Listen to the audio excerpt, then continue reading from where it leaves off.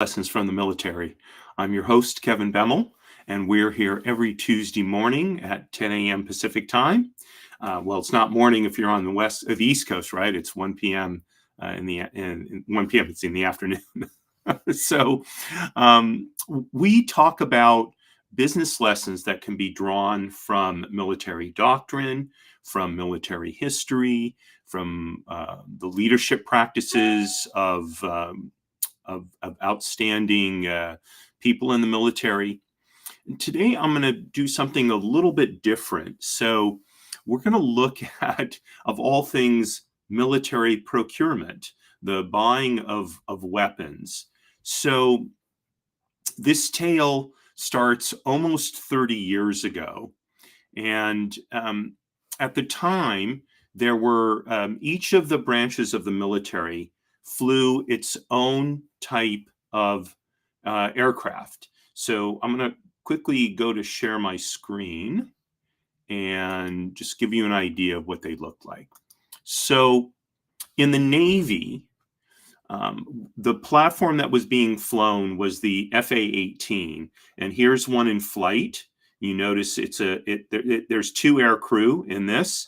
You notice the tail hook there because the Navy launches and lands its aircraft on aircraft carriers. This right here, this is actually an additional fuel tank. And it may be a little bit hard to see, but these under wings, these are for carrying missiles, other bombs, other types of ordnance. And by the way, notice the picture in the background where the wings are folded up. So when you're on an aircraft carrier, space is at a premium, and if you fold wings up, you can fit more of them in the hangar deck, or for that matter, even on the flight deck. Okay, so this was the aircraft being flown by the Navy at the time. The Air Force was flying the F-16, the Falcon, and this is the Falcon in flight, and you'll notice there looks fairly similar, right? It's a jet. You've got in this case it's carrying three what looks like three fuel tanks. And then you've got ordnance. These look like missiles, I would guess, different types of missiles under the wings. The F-16 had one air crew as opposed to the FA-18, which had two. Okay, but looks pretty much the same, right? And then finally, you have the Marine Corps, which was flying the AV-8B, better known as the Harrier, and these are Harrier 2, second generation. And again, it doesn't look too different, right? You've got here you have your additional fuel tanks. You've got your ordnance hanging below the wings. You have your pilot there. The Harrier, like the F-16, had one air crew. And so, they look a little bit different. And if they were on the ground lined up next to them, you wouldn't say, oh, they're all the same aircraft. But on the face of, they look very much the same, I would argue. So, here we go. In 1986, I believe it was. Yeah. So the Defense Department came up with the idea of replacing all three of those with one platform, with one aircraft, basically. Okay. And they created something called the CAF, and I don't have the name of it. The Common Affordable Lightweight Fighter, right? Only the Department of Defense could come up with an acronym like CAF for an airplane, right? Frankly, it seems pretty silly to me. And the CAF was a joint venture between DARPA, which is the Defense Advanced Research Projects Agency, and the United States Navy. And the idea was to develop a single aircraft that would meet the needs of the U.S. Air Force, the U.S. Navy, and the U.S. Marine Corps. And actually, that project ran from 93 to 1994. Okay, and among the people, or among people is the wrong word, but among the entities that suggested that CAF was a good idea was, here's a surprise, right? Lockheed Martin, and also McDonnell Douglas. So at the time, they were two of the largest defense contractors around. I believe they've since merged. Although maybe I think it's Boeing maybe that took over McDonnell Douglas, if I'm not mistaken. But McDonnell Douglas doesn't exist as a separate company anymore. Okay, and you can kind of, well, not kind of, you can see the motivation on the part of Lockheed Martin. So instead of having to compete for three different programs to be able to develop the programs and then get the production of the programs, right? If they could get one program to handle all three branches of the military that fly jet fighters, so they would become the sole supplier of jet aircraft, and it's not literally triple their business, because the Marine Corps doesn't have as many fighters as either the Navy or the Air Force. But in other words, they could group all this business together. So, it's easy to see that Lockheed Martin had a vested interest in pursuing this program. Less clear, though, is why the Department of Defense pursued it.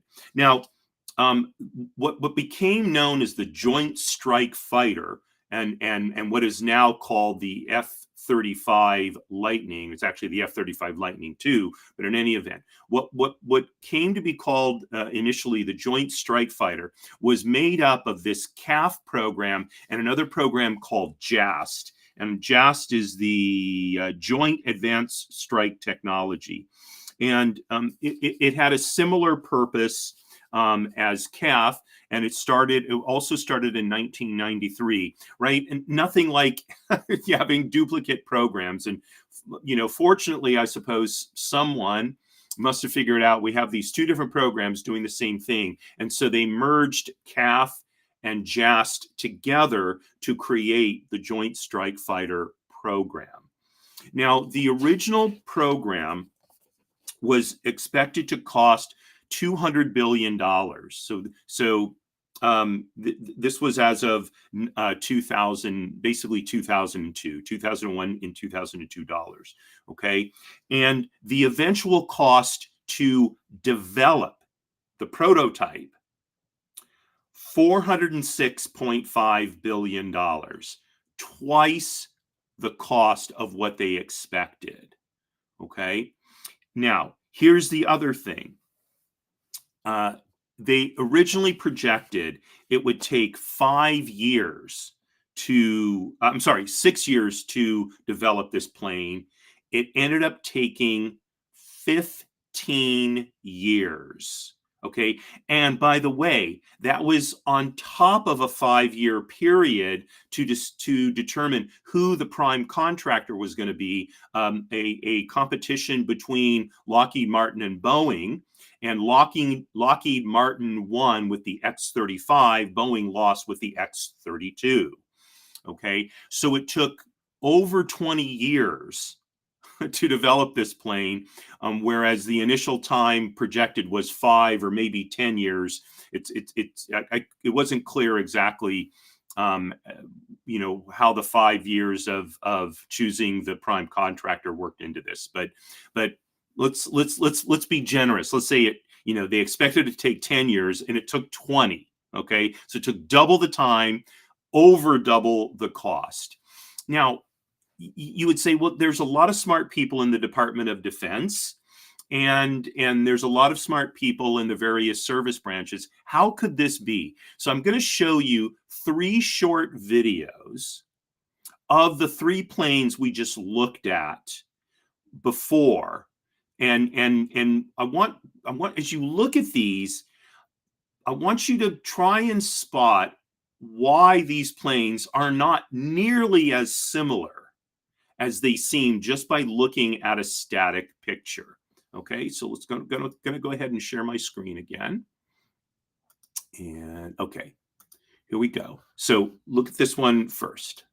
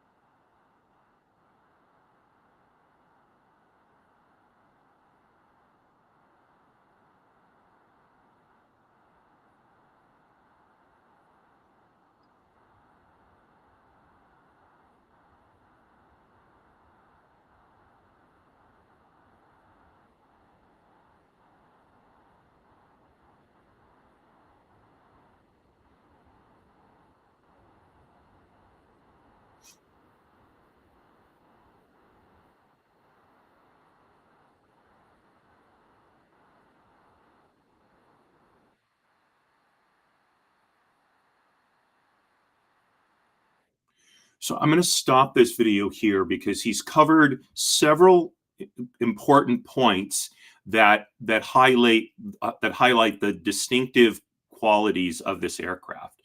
One was the tail hook, or the arresting gear, which is the way this jet lands on the deck of a carrier is it drops the tail hook. There's cables strung across the deck of the carrier, and that tail hook catches on, best case scenario, the first or second cable, and that aircraft goes from flying at I think it's roughly 120 miles an hour or whatever to zero in the space of like 20 yards. Okay, so imagine the amount of force that's being put on this aircraft, the airframe of the aircraft, by it recovering on the deck of the carrier. And as he pointed out, look how heavy the landing gear is. So when that landing gear hits the deck of the carrier, okay, it's not like landing on the ground. When you land on the ground, you're coming in on a surface that's not moving. But when you're landing on a carrier, that deck is coming up to meet you in most cases. And so you're slamming together, and there's much more force, and therefore the airframe needs to be, the landing gear needs to be much stronger. The airframe does as well, but the landing gear needs to be much stronger. Finally, he mentioned that it's a twin engine aircraft, and that's because if you're flying over water and one of your engines goes out and you're a single engine plane, that's it. You're going in the water. You're not able to glide and land, okay, unless you were already lined up to recover. And even then, landing on an aircraft carrier when you have no power is a dicey proposition at the very best. So the reality is, if you're a single engine plane and your engine cuts out, especially in a jet like this where you have very little glide to it, you're in the water. So you need a second engine to make sure that you're able to recover on the deck. Okay, so let's look at the F-16. Okay, here we go.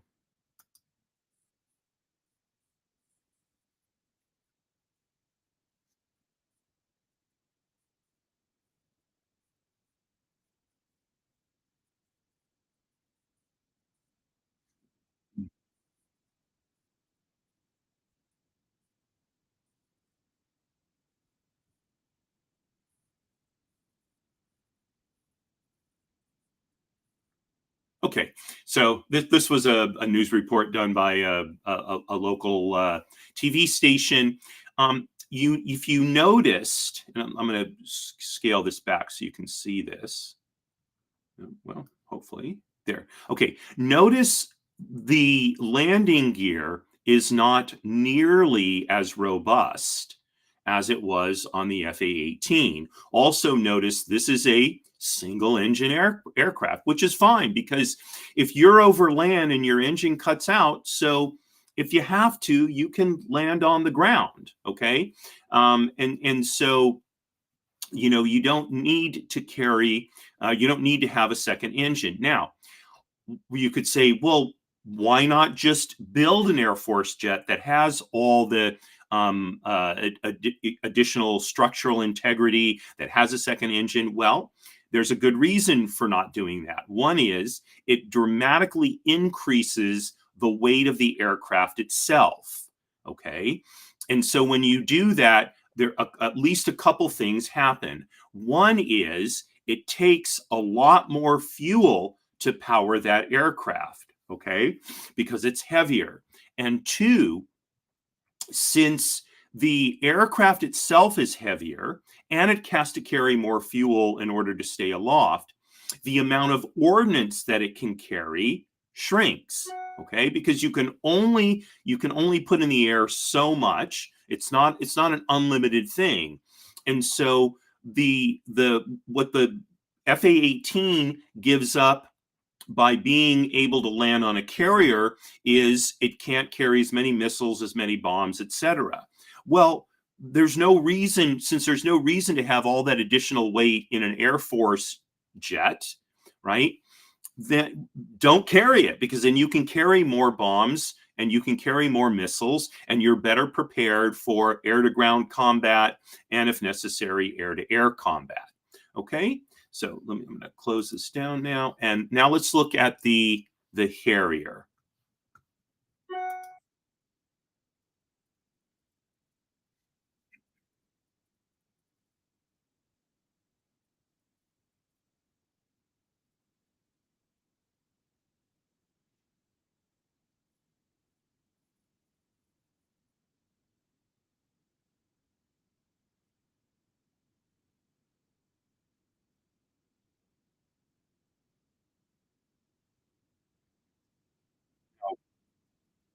Notice the Harrier is what's called a VTOL. It's a vertical takeoff and landing aircraft. Okay. Now you say, well, why do you have to take off from a carrier vertically? Well, an actual aircraft carrier, you don't have to take off vertically. However, from the marine amphibious ships, they don't have as long a runway, and so the Marine Corps needs the vertical takeoff and landing ability in order to be effective in executing their mission. So oops. Okay, so let's go ahead and stop this. So the Marine Corps needs to be able to take off and land vertically. And also, since it flies over water, it needs a two-engine jet, right? For the same reason the Navy does. Okay. But the reality is, in general, the Harrier does not need to be as long a range aircraft. Okay, because what the Marine Corps does is amphibious operations. So one of their amphibs will go in close to shore and they will launch their ground and air forces close to shore. So the Harrier in practice only flies over the water for a short period of time, and then it needs to do overland operations. Okay, so although in some ways these aircraft look very similar, the reality is they have very different mission requirements. And as a result, when the Department of Defense decided to create one platform to accommodate all three needs, what they did was created a fight between the Navy, the Air Force, and the Marine Corps over how the plane was going to work. because the Air Force didn't want to take on extra weight because that restricted its ability to pursue its mission. The Navy wouldn't give up a second engine because that would endanger the pilot as well as the aircraft. And the Marine Corps had to have a vertical takeoff and landing aircraft because by the time the Joint Strike Fighter came into being, Marine Corps, the purpose for the Marine Corps and the doctrine it followed necessitated having that kind of capability. And so the three service branches started fighting. And I remember at the time, a friend of mine had completed medical school. And so I flew out to, he was going to medical school in Chicago. And I flew out there and he had his uncle pick me up from the airport. And we started talking, and it turned out his uncle was one of the Air Force procurement officers for the Joint Strike Fighter. And we started talking about the difficulties he was having negotiating with the Navy and the Marine Corps in order to get a plane that would work for the Air Force's needs. And he told me at the time that it was a ridiculous concept to try and create one airplane in order to do what amounted to three very different tasks. And that's the key reason why, in the end, it took twice as long and cost over twice as much to develop the Joint Strike Fighter, because the solution ended up being that the JFS was designed in three different variants, one for the Air Force, one for the Navy, and one for the Marine Corps. Now, it was just, it was just ridiculous. So I'm just looking at some of my notes here. Not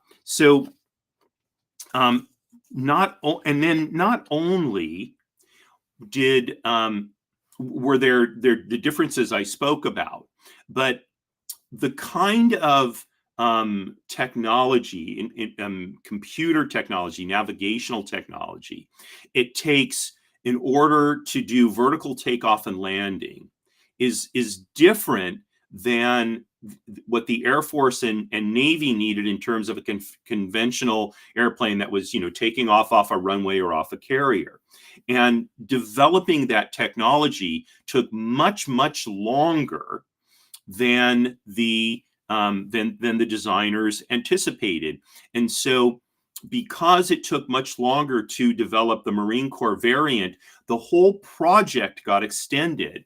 And so, by the time the Joint Strike Fighter was being put into the Air Force, the F-16s had been flying for over 50 years. Okay. They were way past time when they should have been replaced. And now the same wasn't true of the FA-18, because the FA-18 actually started out as the F-18, and then it took on F-18 is F stands for fighter, A stands for attack. They have fighter is more like air to air, attack is more like air to ground. So at least in Navy parlance. And what happened was they kept updating the F-18 and FA-18 over the years. So when I was an Air Wing chaplain, we had what were known as legacy FA-18s. They were the C variant, which was a one-seater. Okay, and they were really old, but and they were known as the FA-18C Hornet. But I had a couple of squadrons that were flying the FA-18 Fs, E's and Fs, I think it was. Those were known as the Super Hornets. They were the two-man aircraft, and that was actually the one I flew in. I flew in an FA-18F, and so they were much newer. And in fact, Boeing, I believe, is the prime contractor for the FA-18. They could have done another variant and kept current, but instead they just extended the life of what they ended up doing was extending the life of the FA-18Cs, which really were obsolete, having been replaced by the Super Hornet. but they had to extend them because the Navy needs a certain number of aircraft, and the new one wasn't ready. It kept taking longer and longer and longer. So why that's important is the longer you fly an aircraft, an individual aircraft, okay, the more wear and tear you have on the frame, especially in the Navy where you're landing on an aircraft carrier, and they become harder and harder to maintain.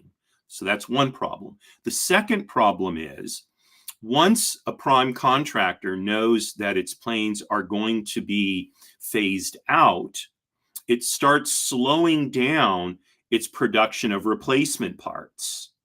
And so I know for my squadron, it was my Marine Corps squadron that at the time, it was a Marine Corps fighter squadron.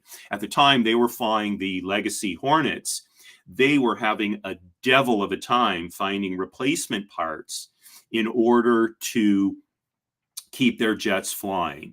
So you say, well, you've been talking for 25 minutes. What does all this mean from a business standpoint?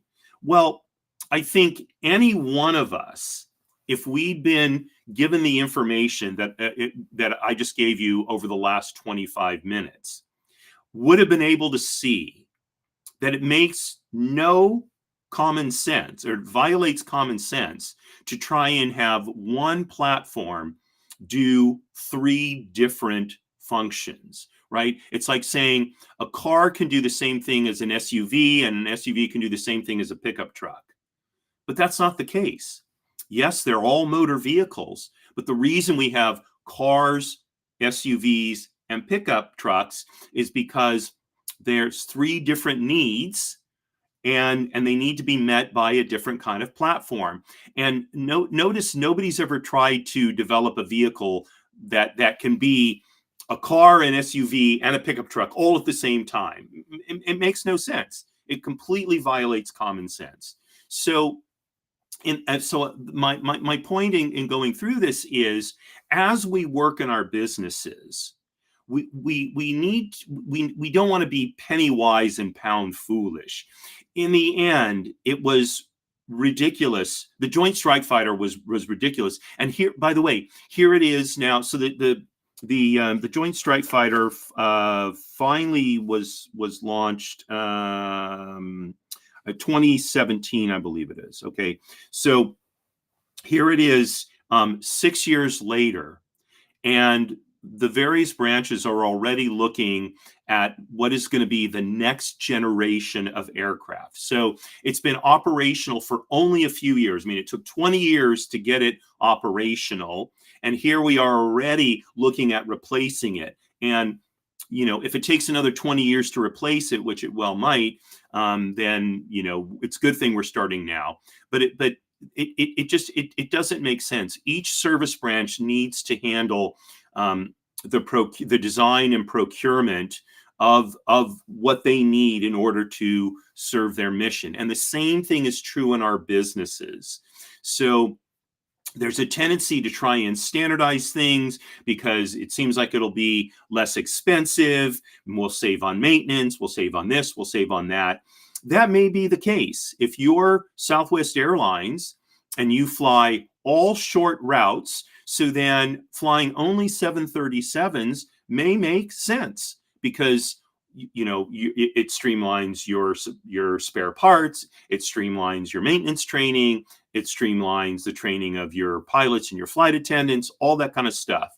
Okay, but Southwest Airlines tends to be an outlier. Most airlines, for example, don't fly only short hops. They fly short, medium, and long. And so they need different types of aircraft to do that.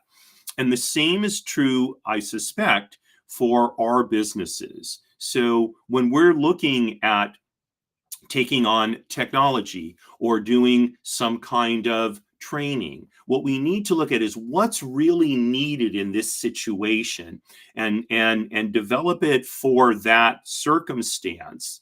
That also allows us to develop things more quickly, implement them more quickly, which will allow us to stay competitive in a better way than having long lag times to try and develop something that will work in several different circumstances. But in the meantime, we're eating up time trying to get to this sort of optimized, product or service that in the end is going to leave us in the dust as other people optimize on a more piecemeal basis. So I think that the lesson to take away is, um, obviously don't be penny wise and pound foolish, but really think about, are things as much the same as they seem, right? Or am I just seeing the sort of outer shell of it? And when I climb inside, I find that things have much more variation than I think they do. Okay. By the way, look at people, right? We all look basically the same, but inside, each one of us is an individual, and treating people like individuals. Hopefully we've recognized that that's what we need to do. The same thing needs to be done for all the various things we get involved with. Okay. And we have to look beyond the superficial to what's underneath. So that's the lesson of the Joint Strike Fighter. And hopefully the Department of Defense has learned its lesson. We'll see with the upcoming programs. So anyway, I hope you enjoy this show. A little bit different than what I normally do. Got to see some cool aircraft and that kind of thing. Would be interested to hear your comments about it. So do share something in the social media about it if you liked it or if you didn't like it, whatever. Happy to hear whatever you have to say. And that's our show for today. So tomorrow on People Making Money, I'm going to be talking about how you build a real estate portfolio using a concept known as leverage. So anyone who has a large portfolio of real estate, this is the tool that they use. I'm going to take you through it step by step. And then next week on Monday at 10 a.m. Pacific time is the next episode of Trust and Estates Weekly. My guest is going to be Hillary Cooper from Uncluttered, and she has a quite an interesting service that she does for people who are administrating trusts and estates. So I invite you to tune in to see Hillary next week, and then we'll be back a week from today with the next episode of Business Lessons from the Military. So thanks very much for watching, and signing off as I always do. Marie, you are my belle. All the best, folks.